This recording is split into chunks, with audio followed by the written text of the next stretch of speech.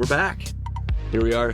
In my studio, day 2. Yes. I'm excited. It is pouring rain outside, and we were sitting outside this morning having coffee and laughing, talking about art, making fun of art dealers from early 1800s Paris. Yeah. Just some fun stories for sure. Some Gertrude Stein and Leo stories, shopping and trying to buy a Cezanne landscape, and the art dealer kept bringing them apples. Yeah. Paintings of apples, paintings of nudes, and Gertrude and Leo laughing at Voltaire. And these are the type of things that happen when artists get together. These are things that should happen. You should go back and talk about funny stories from art history. At the Ty Nathan Clark compound. That's right. I think it's going to be a good day. I think we got some good stuff to talk about. I know you've got some stuff that's jumping off in your head this morning as we've been itching to get in here. So you bet. Go for it.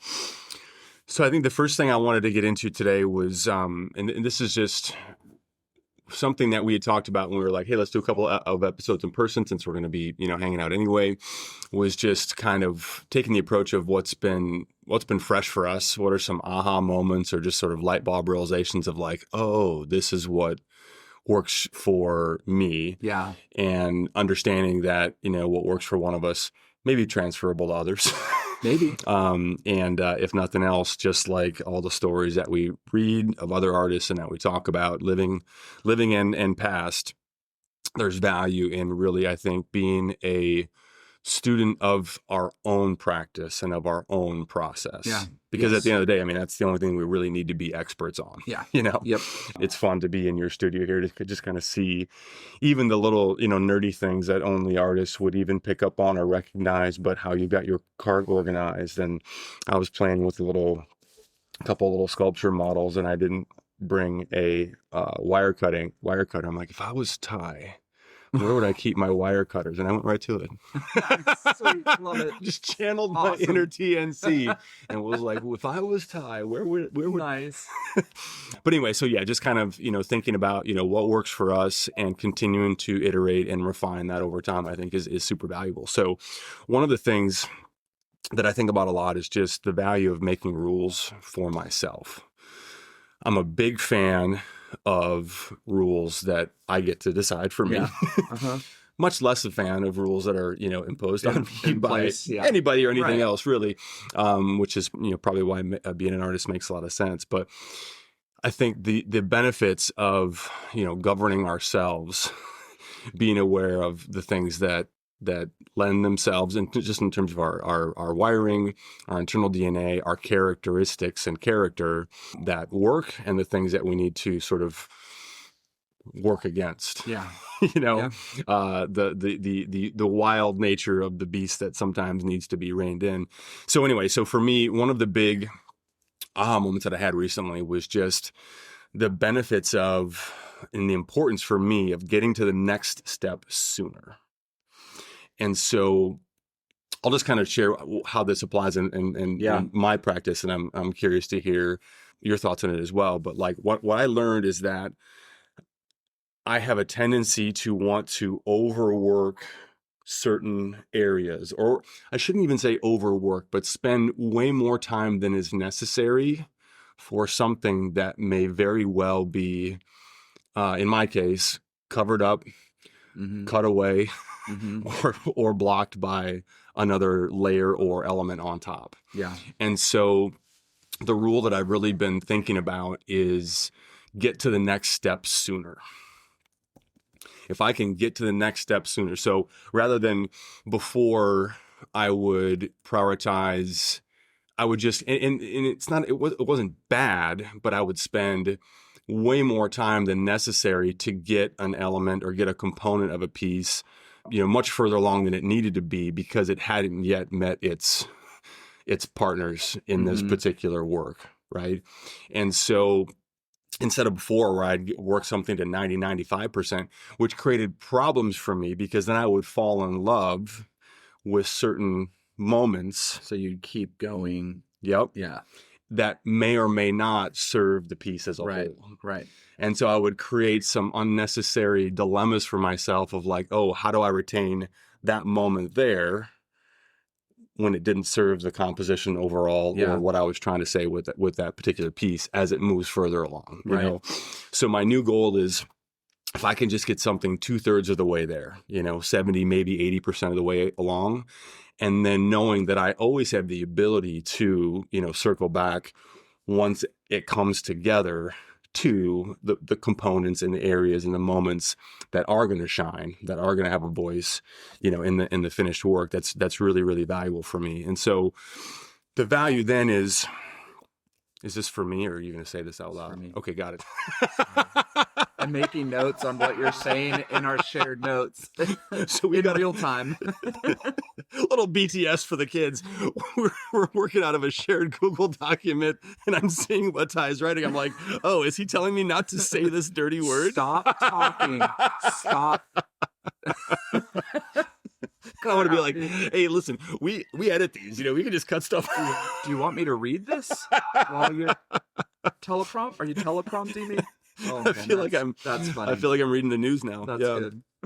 So for me, once I think about like call it a rule, call it a standard, call it a guideline, whatever. But once I can identify something that is going to be helpful for me, at least for now, how can I turn that into a mantra and something that I can remind myself of? Yeah. That to me, I think is the broad takeaway. My specific rule may or may not apply to anybody else or most of anybody who's listening. But the idea of once a decision is made, once we identify something about our practice that we believe is going to be beneficial, to then turn into something that I can remind myself of over and over. Right. Because I don't know about you, but I have a lot of these moments where I'll be journaling, like we talked about in the last episode. I'll be audibly processing something or capturing something, be like, that's it. Mm-hmm. And these moments of clarity are brief. Yeah. They don't always sustain through the muck of the Sure. day-to-day, right? Mm-hmm. As we fatigue, as our stamina wears down over the course of a session, I find it to be extremely important to have certain positive phrases, mantras, things that I just kind of lock in and remind myself of. Sometimes I'll scrawl them on my studio wall, which are much dirtier than this beautifully pristine, clean church that we're in. this chapel to creation that we're sitting in right now. So for me, the rule is get to the next step sooner. The mantra is just simply an I am statement. I am getting to the next step sooner. And I just repeat that to myself out loud over and over again. I reread it on the wall. It's right where I make my coffee and where I fix my meals and stuff in the studio. I see it right in front of me as I'm at the sink, doing dishes and that kind of thing. And so that's really important. So back to kind of something from our Jerry Saltz episodes talking about how to be an artist, finish the damn thing. Yep. Just finish the damn thing. That's kind of the overarching principle here that I'm really going for is like, finish the damn thing, get to the next thing, right? These couple little, first couple of sculptures that I showed you last night, they're definitely pieces that I could have, and I suppose still could, spend way more time on, but it's like, no, they're as far as they need to be for what they were intended to be. Get to the next, right? Well, just so everybody knows, like just art life last night, and we talk about this all the time. Find those art partners, find those art friends out there. You've got to have some. Yeah. And sometimes there's wonderful conversations. Sometimes there's awkward, hard conversations. And I think finding artist friends who will be completely honest with you, there's no greater thing than when somebody tells me that's not working. Right.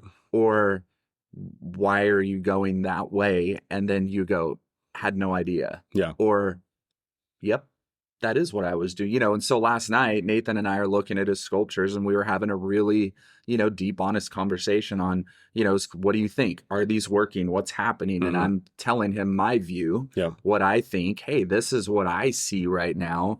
This is where I really see you going. But what are you doing here? Why are these things? What is it? The representation that's in your head here? And we had a awesome conversation of this, that, where to go, how to look, what are these things? And, I know looking back when I didn't have those relationships, it was like, I was on the farm and a chicken with my head cut off and I was just running around like aimlessly going, is this working? I think I like this. And then at the end of the day, it actually wasn't working at all. Right. Because I didn't really know, I didn't have good advice from the right people on what's happening that I could then take to my garage. Yeah. And go, okay, let's kind of look at these areas now and gather. And I'll finish the damn thing. I've heard from countless artists about the struggle with finishing a painting. Yeah. And I mean, I've had artists in my program who have been working on a certain painting or two paintings for 5 months, 6 months, and not like there's something mentally sometimes a hurdle that artists have to get over that to be okay with listening to the work, saying I'm done. Yeah. And there's just for some artists, there's a mental blockade of I've just got to get to that perfect spot for the painting to be done. Paintings are never finished, right? I forget who said that. Paintings are never finished, they're only abandoned. Yeah. Right? It's like, because every work of art that we make in our lifetime, we can look at and do something different. Yeah. So we have to be okay with moving on to the next thing. And one of my favorite stories is from the Spanish artist Joan Miro, who's one of my heroes. And he was 21 years old in Spain. And he's in his journals, he's talking about working on a certain painting over 1,000 times. So I think he says, I completed this painting 1,000 times this summer. And and he's talking about how difficult it's been to finish this painting. Right. Well, you fast forward in his journals, I think this goes as 1921 to 1926. So I think he's now in his mid-20s. And he says, I've now completed hundreds of paintings this year. So he's gone from this point of, and he talks about the wonder of creating a body of work. Right. And he talks about how much he's learning about the work in this process from going from work to work. Yeah. So he's past the hurdle of not being able to finish a piece. And he's realizing that no piece will ever be perfect. Yeah. But the only way to get perfection within the work is to keep jumping from piece to piece to piece to piece. Right. Well, and do you think that's a product of learning that it's really the most we'll be able to do is maybe make something 5% better at best, maybe 10, or even maybe regress from where it was at one point. And so I think about looking back at previous work. You got some incredible pieces in the house from different phases of your career, and I guess let me put this in the form of a question for you. When you look back at some of the pieces that still today you're like, that you really enjoy looking at the most, that you feel are strongest, can you remember and think back to when you were making them, if in the moment you were like, oh, this is the one, or have they sort of presented themselves to be stronger over time? In other words, did you know in the moment, or... I would say there's a few that I knew in the moment, but many that have grown over time and have their purpose in place in that line of work. And I think it's David Bayless and Ted Orland that said in Art and Fear, the enormous amount of work that you make in your lifetime is for the few that soar. Right. And so, but I think I've grown really comfortable with that. And being okay with knowing that the majority is going to be okay. And because it takes an enormous amount of work to get the few that soar, the more quickly we can get to making enormous amounts of work, the better. Yeah, and I think the things that you said earlier, kind of talking about your mantras and the things you need to put in place for yourself, the goal of an artist is to make great work. But I think the other goal of the artist in that process is learning who you are as an artist. And that doesn't just mean your work. You, the person, what do you need for you to make the best work you can make? That's not just time in the studio. That's learning who you are. How do I operate best? How can I put out the most work I can put out? How can I sustain a great amount of focus in whatever time I have to focus? And then putting those things in place to keep you there.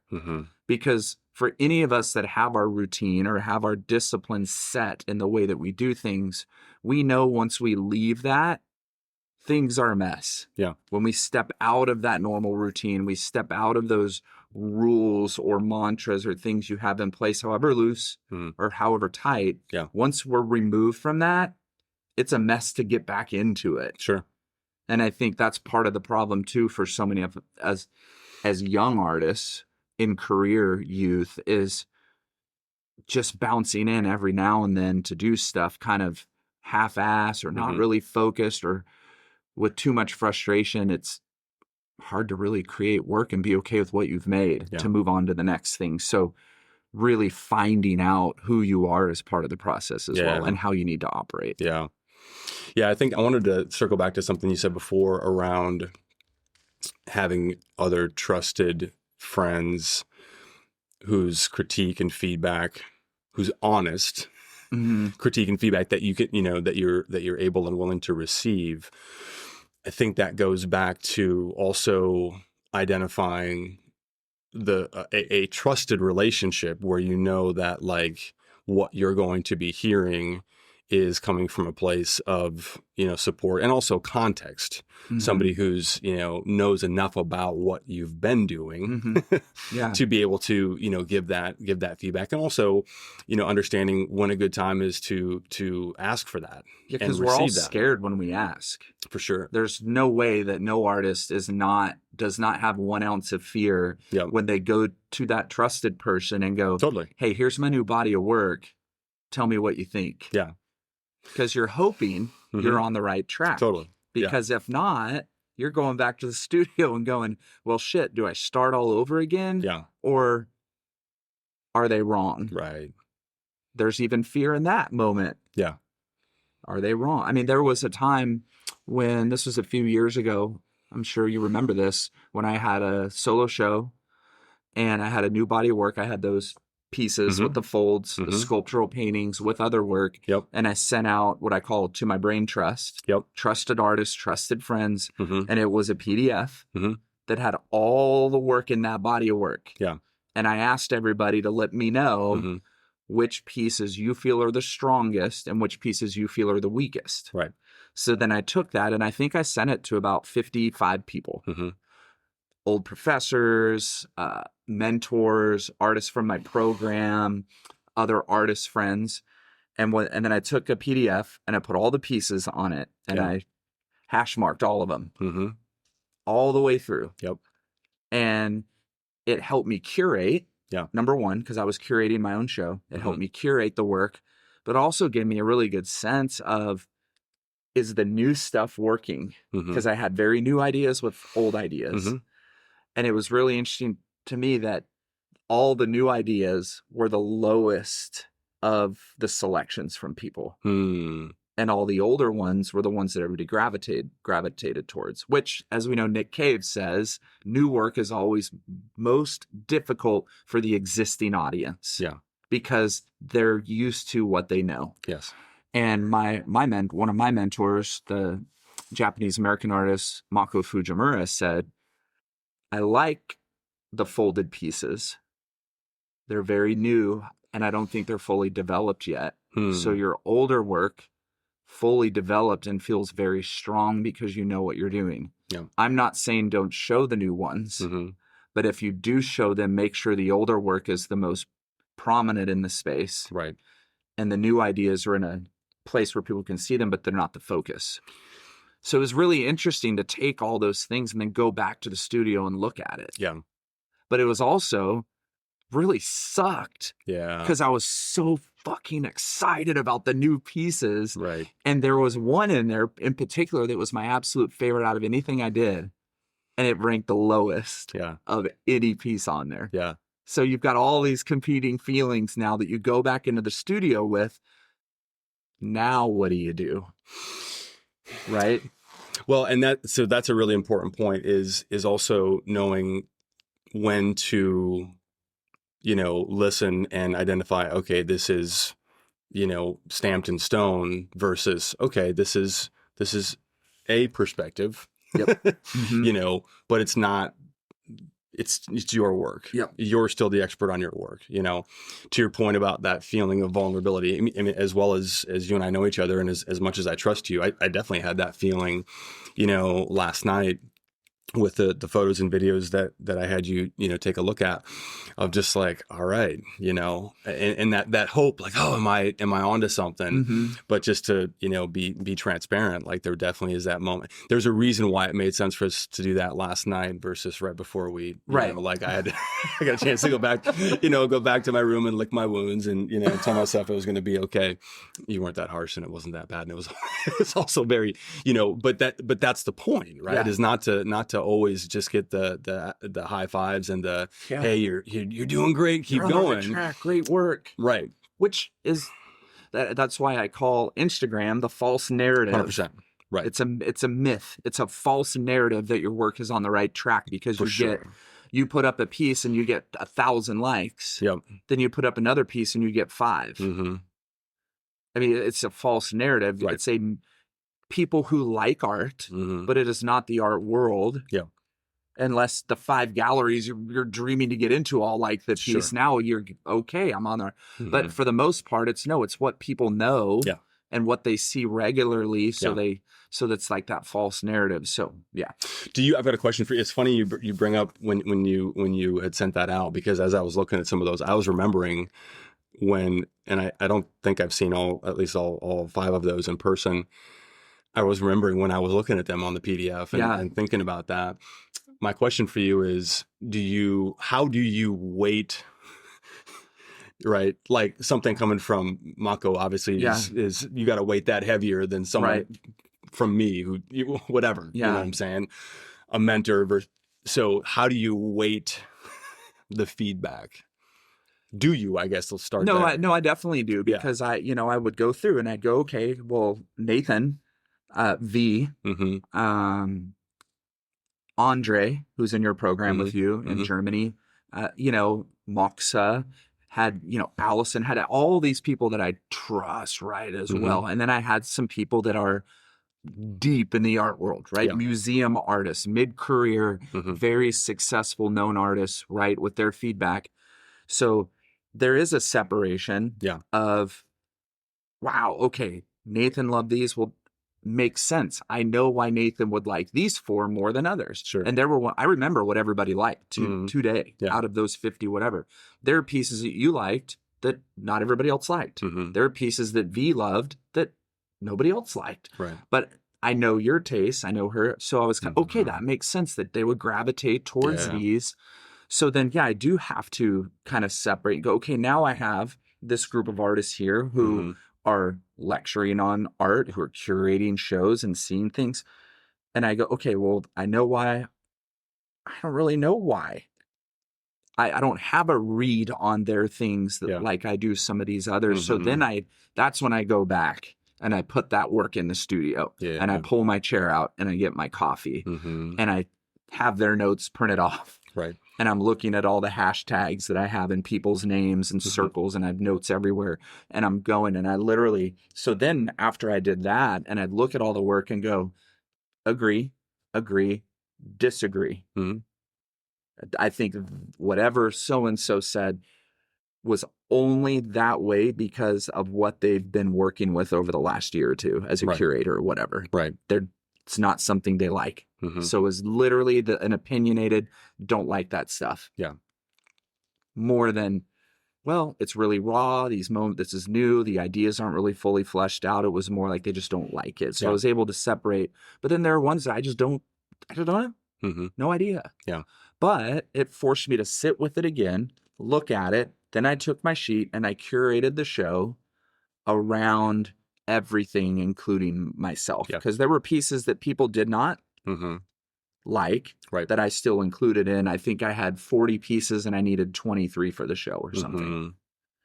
So there were pieces left out that were more popular than others because I felt so strongly confident about those pieces. I wanted to make sure they were shown. Makes sense. Yeah. Before we jump to the next section, there's a word I want to go back to that you said early on that to me is like a bad word. Yeah. It's a dirty word. It's a naughty word. Not the naughty word that you were.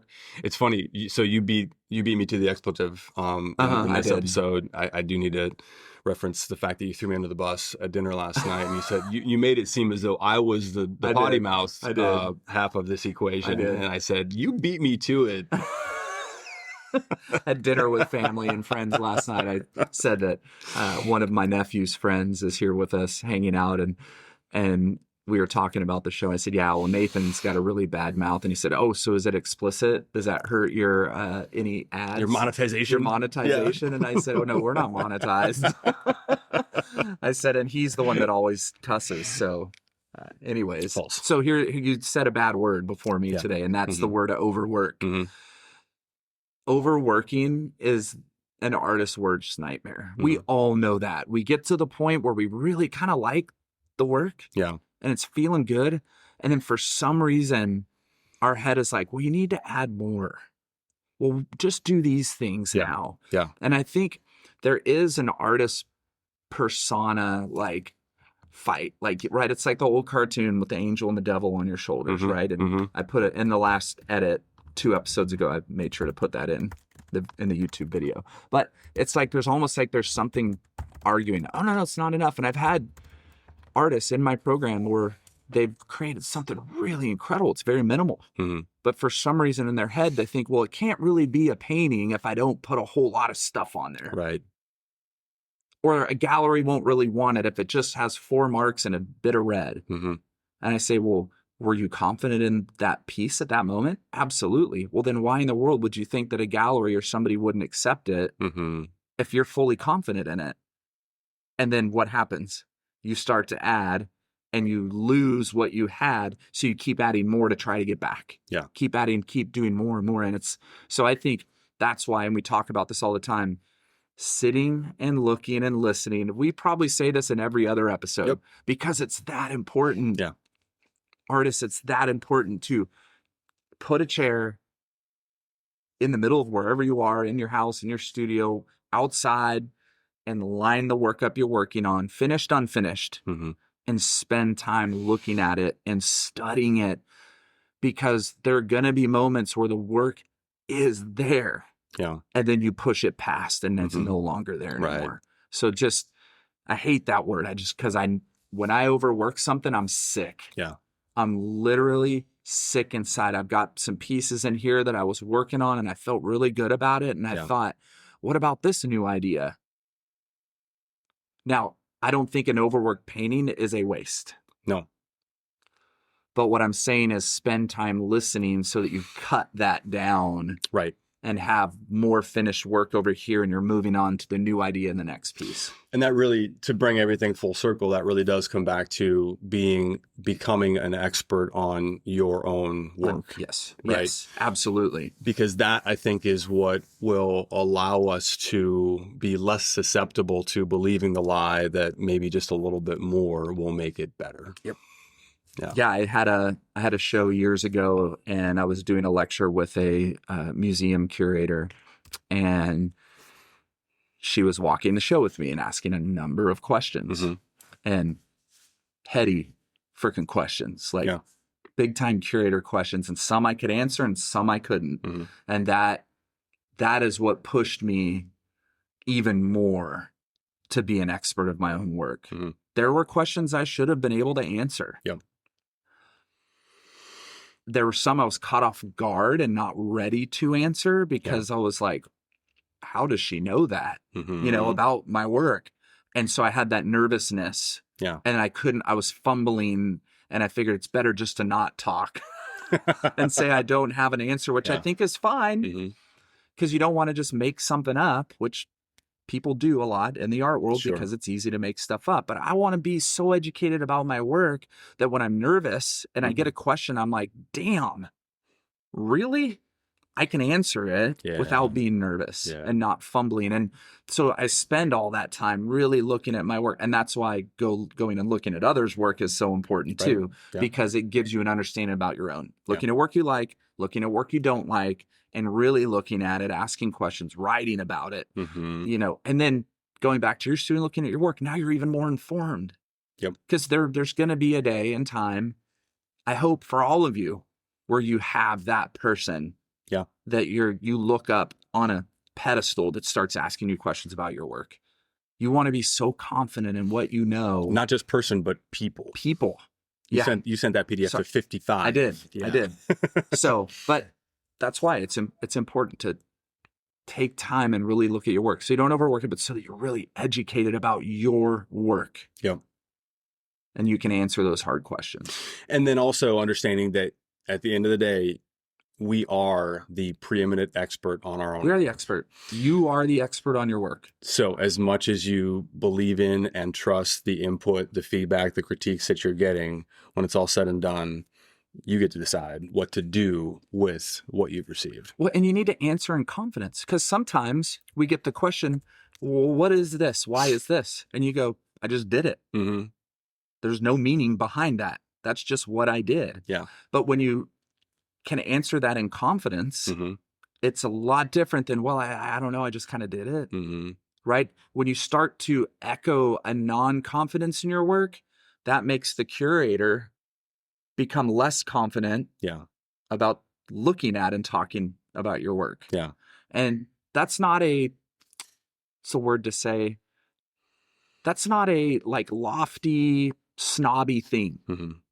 for a curator to hear you non-confidently talk about your work and then be turned off. Yeah.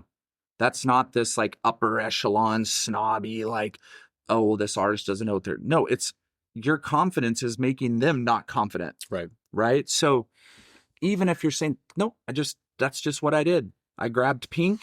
I like pink. I grabbed it. I put it on the brush and I slapped it on and it worked. Yeah. Boom. Next painting. Yeah. Right.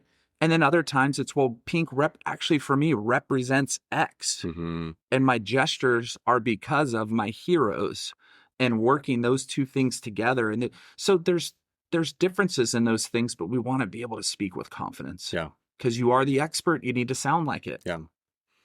So even if you're not confident, do it with confidence, is what I'm hearing. Yeah, even if you're not confident. I mean, I was nervous.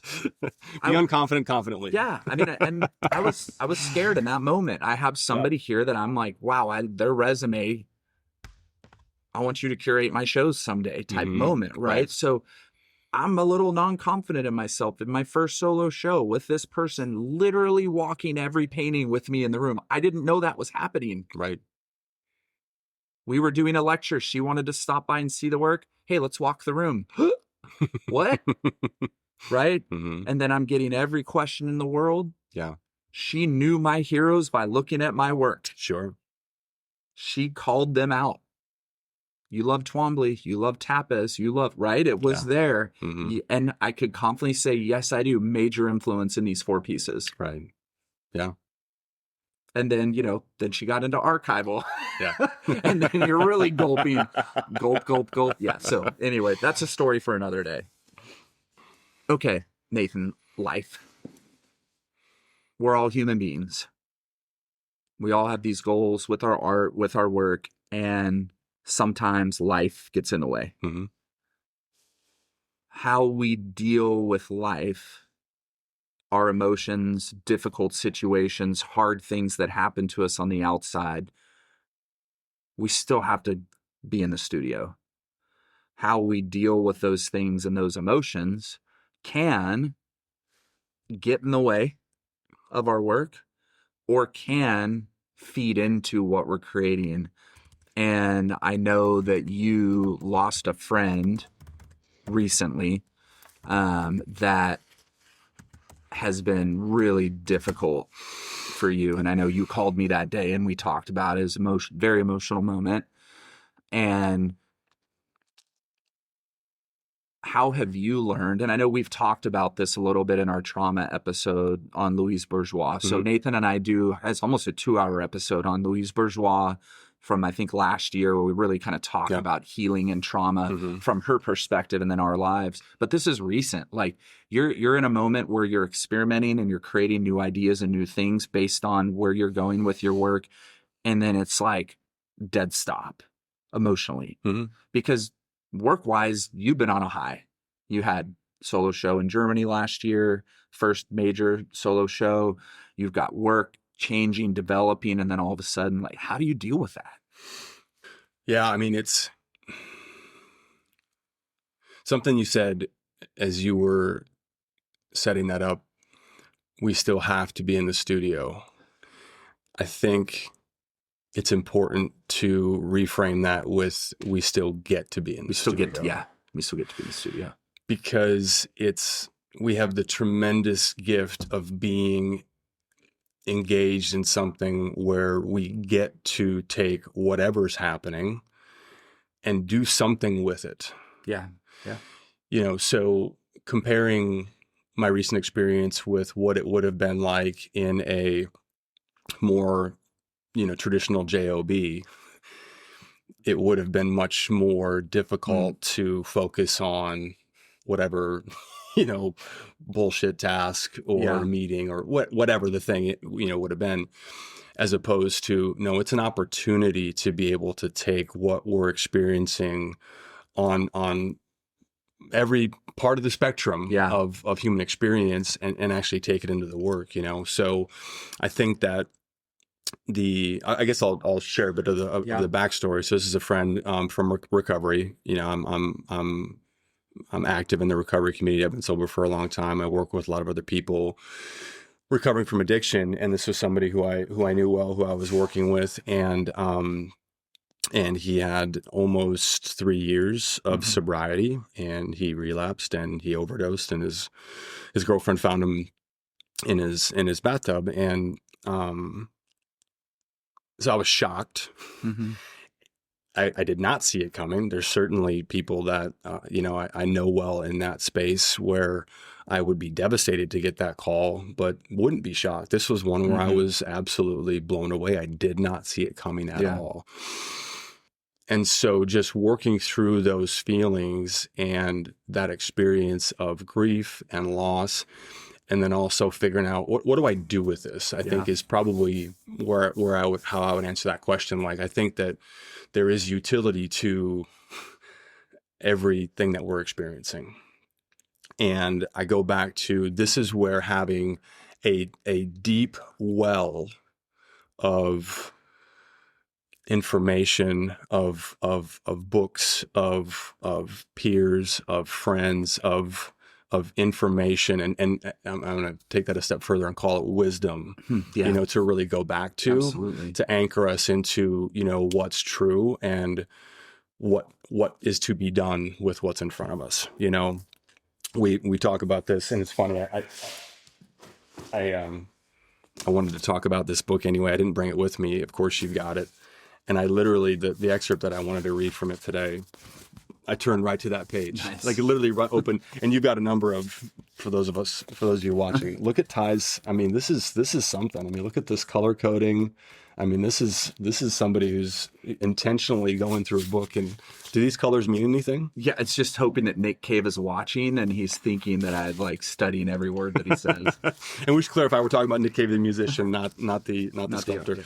So this is from Faith, Hope, and Carnage, which is a tremendous book that we've referenced more than once already.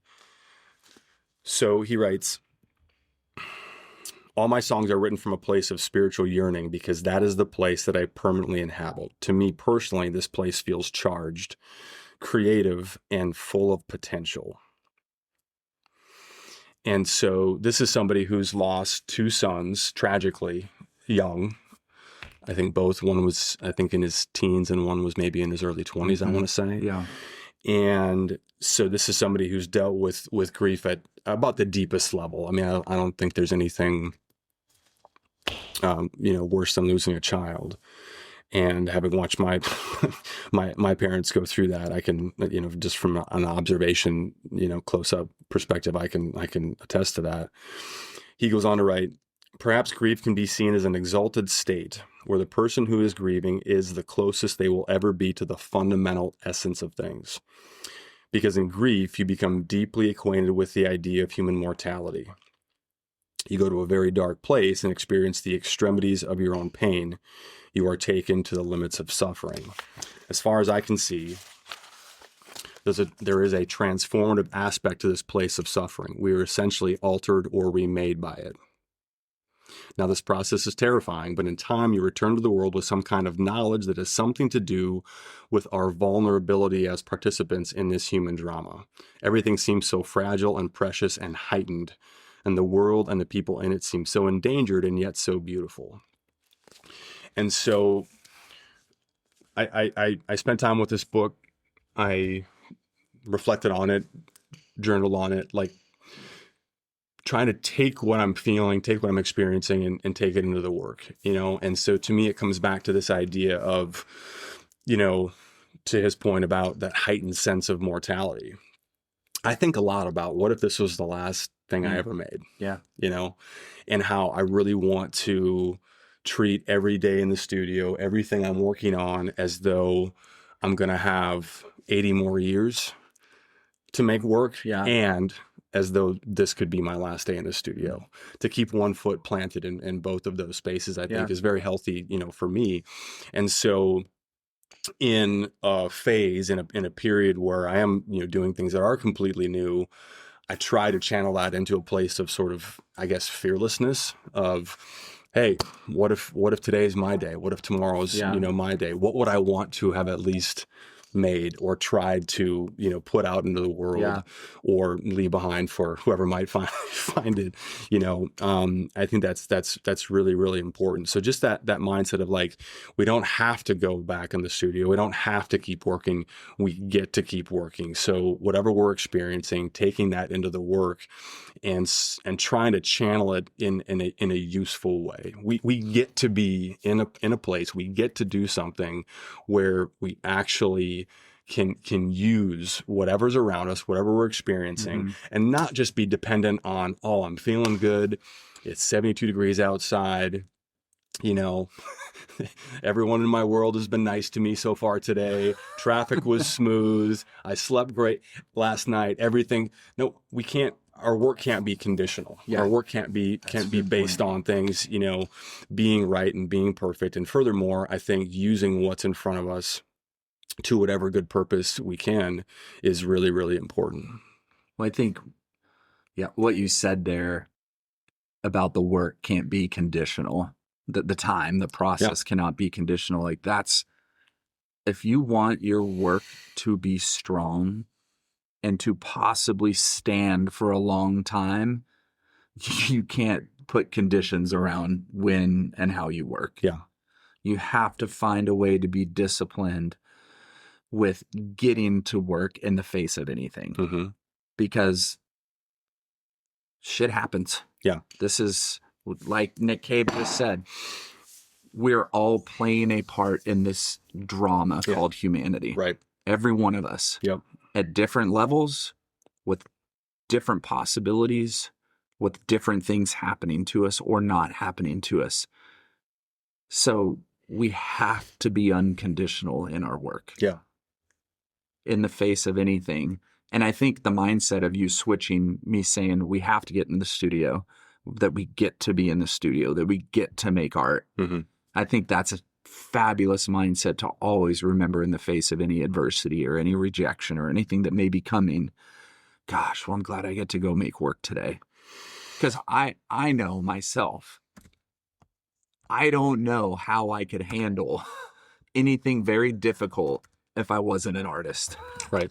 I don't know how other people do it, because I've always had the ability to go paint or sculpt when something terrible happens and use and channel. Right. Now I've definitely channeled and handled those things in the very wrong ways in the past, but I've still been able to go in and take some of that out and put it into work. Right. So it's a magical, supernatural thing. Yeah, absolutely. So learn how to make work in the face of all those things. I would even say, to take that a step further, it comes down to acknowledging we cannot, of course, control what happens to us, what happens, you know, in our world or to the people that we care about, but we do get to decide what that means. Yeah. We get to assign meaning to the things that happen to us. And so in this case, the meaning that I chose to assign was, I'm going to be bold. I'm going to be more fearless. I'm not going to, you know, hold back. Yeah. And what the work may have been about initially, I'm not trying to set aside my thoughts and feelings and emotions around that. I'm channeling it into what I'm doing, because anything that would come, especially in that period, anything that would come from the work from a place of trying to let me compartmentalize and set that aside would have been inauthentic to where I was actually at in that moment. And I think the highest calling for all of us is to make the most authentic work that we can based on where we are and what's in front of us at that time. Yeah, I'm 50 years old. I have no idea how many years I have left on this earth. It's probably less than I've lived so far. Sure. So when I'm in the studio and I'm making something that I'm going, don't know if I like this. I have no idea where it's going. Well, then I'm still follow the course. Yeah. Because I want to, it's taking me somewhere. The work's telling me to go this way. So I've got to go that way. Yeah. Like you said, I don't know. What if in a few months my time's up and I didn't follow the course and I'm just kind of diddling around? Like, that's not how but that's my chosen. Yeah. I don't want to live that way as an artist. I want to always be driving forward. So even if the work's taking me to uncharted territory that feels really uncomfortable and weird and not right, I have to trust my own intuition that I know it's telling me to follow its lead. Right. Because it's taking me somewhere. And I'd much rather go out having done that and what I may leave behind doing that. Yeah. Rather than just following a script. And having, back to that idea of having a deep well to pull from, we don't know when we're going to need these things, but having them ready in advance, exposing, in this context, exposing ourselves to real wisdom, great thinkers that have come before us, and having those in the arsenal to be applied, when things get a little gnarly and get a little rough. In your guest room, you've got your winter coats hanging in that closet. You don't need them right now. Yeah. But you will. Yeah. And you already have them. So that when the cold comes, when the snow starts flying, like you're prepared. You already have what you need to deal with the conditions that are put in front of you that you can't control, but you've got them prepared. You're ready. You know? And so that just goes to, again, something that a drum that we continually beat on almost every episode, but continue to expose ourselves to more ideas, more great thinkers, more things that we may. When I first read this book, I was like, that's a great idea. I could relate to things in the past. Right. But then something happens in my present, and it's like, oh yeah, I've got that to pull from. Yeah. Let me revisit this, and it takes on, of course, a full new life, a full new meaning, because it's there. Yep. Absolutely. Lot of good stuff today, Nathan. I think, and I've got a lot of things I'm thinking about right now, just in that conversation, and just being able to just continue to shape my mindset. Yeah. Because I don't know what's coming in the future, so that I'm really focused today. I think that's part of everything that you and I talk about a lot, just on our own too, is like, be so focused on today, what you're doing in the studio. Like, we're looking towards where our work's going. We're following the lead of our work, where it's taking us, but we don't know what tomorrow holds.